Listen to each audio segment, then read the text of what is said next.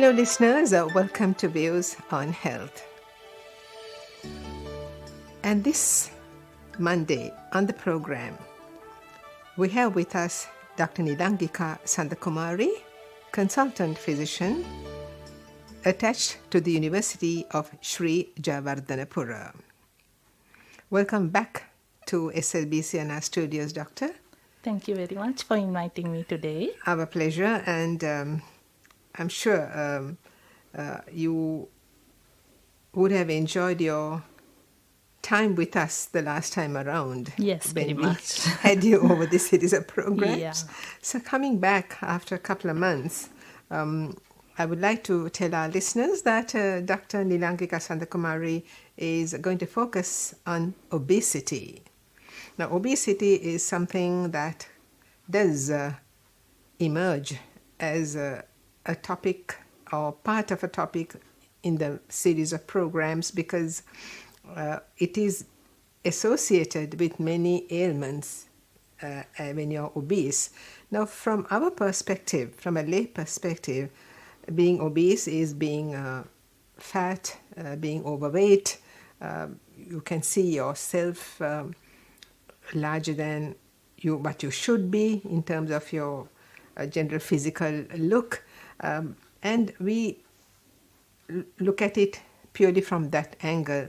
But definitely there's much more to it in terms of one's health, which is what Dr. Nilangika Sandakumari is here today with us to advise us, tell us what obesity is. So could you just introduce the topic, Doctor? I leave it to you. Yes.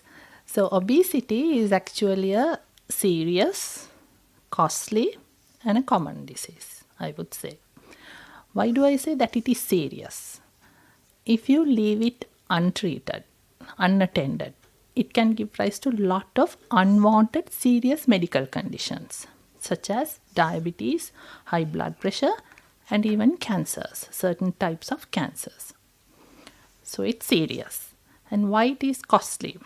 Now, in the recent studies done in USA, they have shown that obese population needs extra medical cost compared to non-obese because their medical complications are higher when compared to non-obese. And even in these days where COVID and dengue are prominent in Sri Lanka, the mortality and morbidity related to these diseases are much more higher in obese people. So cost is obviously higher. So it is serious and then costly, and it is a common problem. Why common? Again, if you take the worldwide incidence, nearly 42% is affected are obese. And if you take statistics from Sri Lankan setting, if you take the latest data available in the National Hospital of Sri Lanka, they have done a study on patients who are attending to the clinic and found more than 2/3 of them are either overweight or obese. So it is a significant problem, right? So first of all, we'll see how do you know whether you are obese or not. Now, you have some parameters which you can calculate and see. If you take your weight in kilograms and take your height in meters and get the square of it and divide your weight in square of height, you will get a value. If that value falls between 18.5 to 25, we would say that you are okay. But if it goes beyond that, then that is overweight and obesity. You have separate cutoff values for world, and Asian cutoffs are slightly different. You can go online and get a BMI calculator and check with your weight and height whether your BMI falls in the normal range or it is out. And you have another measurement which is waist-hip ratio, that is even better than BMI in certain aspects, in which you will have to take a tape and measure the waist circumference. You will have to put the tape in the lowest rib, around the lowest rib, and take the waist circumference and then measure the hip area, the widest part of the hip, and then divide the waist from hip.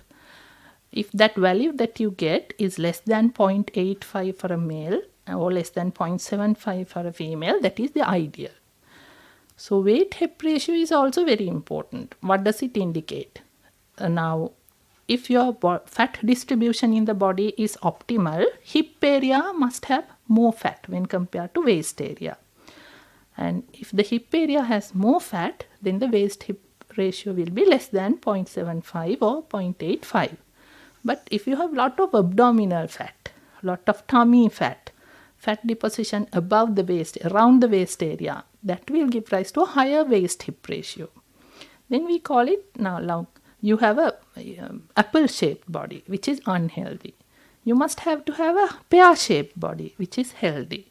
So you can get an idea about waist-hip ratio will give an idea about your abdominal obesity.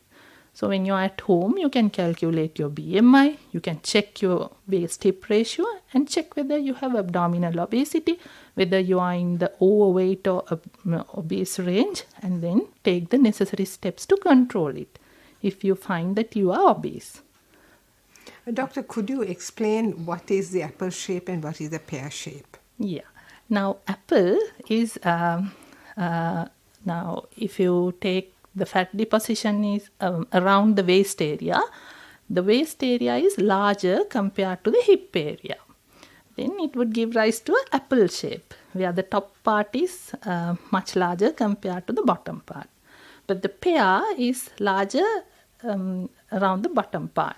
So if the fat deposition is mostly around the hip, then your body shape has to be a pear shape. If it is unhealthy fat distribution, body shape is apple shape. So that waist-hip ratio is an indicator which will give you an idea about your distribution of fat, whether it is in a healthy way or not. Now, lot of fat around the waist area is associated with high risk of diabetes, high risk of heart disease, and medical complications related to obesity. Thank you, Doctor, for that introduction. And again, when you say obesity, we in Sri Lanka, we see children who are like with heavyweight. We see the teenage population, we see the young adults, then the middle-aged older people. So it is applicable to everybody. Not actually. Now, BMI charts, which are related to adult obesity, which you use to calculate whether an adult is obese or not, is not applicable to children. Childhood obesity is a separate entity, which is very important to discuss. But there you can't use the same BMI calculations that you have taken for an adult to see whether a child is also obese. Children have separate growth charts, WHO approved separate growth charts, where you will have to plot the weight and height and check whether the child is obese or not. Now, even a BMI of 18.8 for a 9-year-old is overweight, which is towards the malnourished part for an adult. So the same cutoffs are not applicable for children. They have different growth charts, different patterns compared to adults. Childhood obesity is a problem, but the cutoff values and diagnosing it is completely different from adult obesity. Thank you, Doctor. Needed that clarification from you. And so going on from there, Doctor, what are the sort of medical problems that are associated with obesity? Yeah. So obesity actually, it is caused by mainly, we can divide or categorize the groups into dietary factors and sedentary lifestyle, then certain hormonal disorders and family history of obesity. So dietary factors are if you eat high calorie food with lot of empty calories, then that can predispose to obesity. If you consume less fiber and less amount of protein and all that, but large amount of carbohydrates and fat, that is unhealthy and that can lead to obesity. And then sedentary lifestyle. These days, this is very much relevant. I guess most of the people are working from home because of this COVID situation.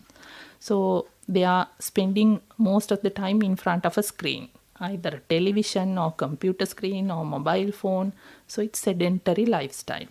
So what happens there is you are not spending the energy that you have acquired through your diet in the adequate amount. Now in our body we have a energy balance.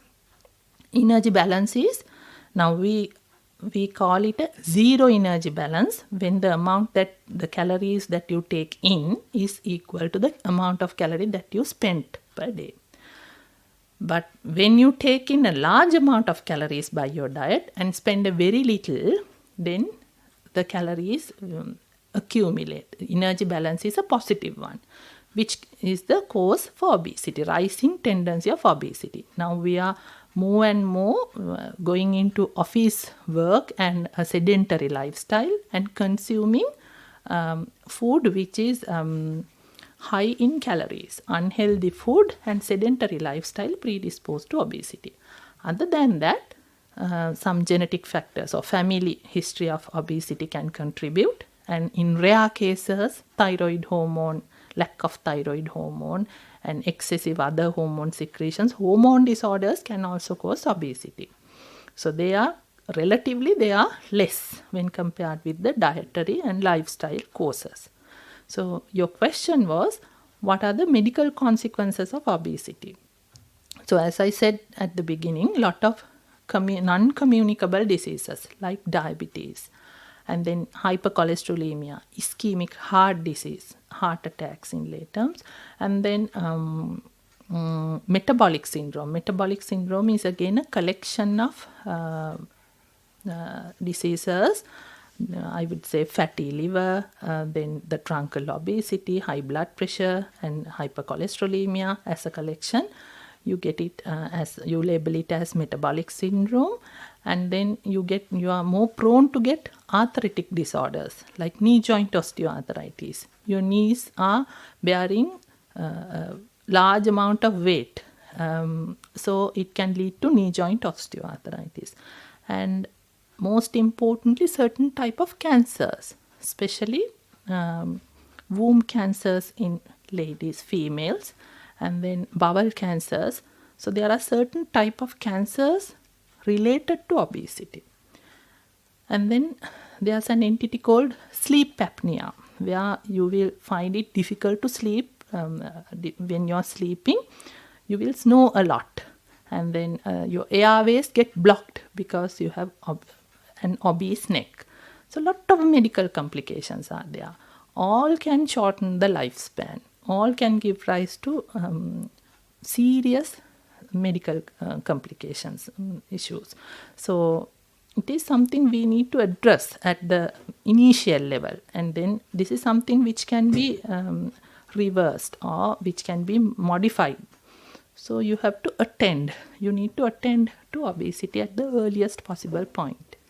Doctor, can I ask you a question on snoring? Yes. Interesting, because basically, correct me if I'm wrong, snoring is associated with men.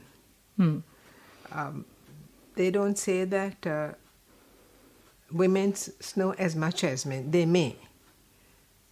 I'm sure they do. But somehow snoring is more associated with men. That's one thing. Now, snoring, as you explained just a while ago, is connected to obesity, an issue where obesity is concerned. So how does that affect a person, in the sense that it's a sign, you said? Yes. It's one of the, sort of reasons why snoring sometimes is due to a medical condition called obstructive sleep apnea, where when the patient is having a short neck and when the patient goes to sleep, in an obese person, there's a risk of tongue falling back and obstructing the airway. That is the reason for sleep apnea. When they go into deep sleep, their airway is blocked by tongue falling back, and then they wake up. So they don't get adequate amount of sleep at night. They are mostly in sleep and non-sleep in between that.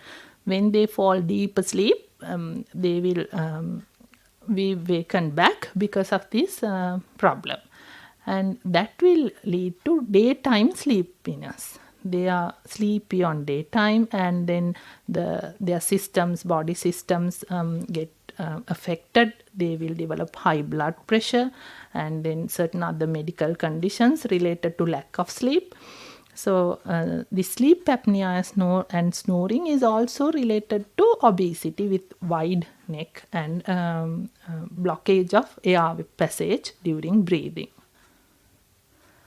Thank you, doctor, for clarifying that point. How does one manage obesity? I mean, medically you will treat if a patient is obese, but a person who is, prior to becoming obese, not that everybody is born obese, then as you grow, you get into this situation where you're obese because of what you're eating and what you're doing or not doing. But so from our perspective, obviously we have to have a proper healthy diet and all that goes with it, not to be obese. That's something that maybe you can sort of advise us also on. And then how do you treat a patient who is obese? Yeah. So for a patient who is obese, you have several options to treat. Diet is a mainstay of treatment, and then exercise. So diet and exercise together, we call it medical nutrition therapy. You attend to patients' nutrients and then patients' lifestyle, that is medical nutrition therapy. Apart from that, we have some medications also, drugs that will help you to reduce your weight. And for patients who are severely obese, you have some surgeries also, operations where your obesity can be controlled. So the most promising results are from medical nutrition therapy, diet and exercise. Now you have different types of popular diets now. Some people are talking about keto diets and intermittent fasting. So a lot of popular diets are there. But now in keto diet, what they recommend is for you to cut down carbohydrates drastically in your plate. You can consume fat and protein, either fish, meat or anything. But carbohydrate is limited to 50 grams per day. And then you will experience a rapid weight loss. Within about 6 months, you can lose nearly 20 kilos. But is it good? It's not very healthy to maintain or go on a keto diet for a long period of time, because it is not practically possible. You can't take it for years. And it is not a family meal. You can't take that meal with your 3-year-old at home. And then the other thing is, it will lack a lot of other essential micronutrients. Some new micronutrients that are needed for your hair growth and minerals, vitamins, they will not be there. So that diet, keto diet, is good for a rapid weight loss for a short period of time. But then for you to maintain your weight, you need to go into a healthy diet. If you go back to your normal diet after reducing the weight by 20 kilos by doing the keto diet, if you go back to the normal unhealthy diet that you were on, you will rapidly gain the lost weight. So that is very disadvantage. What you need to do is, if you are really obese and if you are keen on practicing a keto diet, do it for about 2 to 3 months or 2 months, and then when you achieve a certain amount of weight, then go for a healthy balanced diet where all the nutrients are there, but in a reduced proportion. Carbohydrates and high calorie ones are in reduced proportions, but all the nutrients must be there. Otherwise you will not feel that you lack energy to do day-to-day activities, and you can't concentrate at your job. Or if it is a student, he will find that it's very difficult to keep the things in the memory, very difficult to concentrate on what he's doing. And daytime, it's very lethargic and all that, because you are not getting all the nutrients that you need. So keto diet is good to lose weight, but not a very good thing to maintain it. Effects are not lasting. Intermittent fasting is also like that.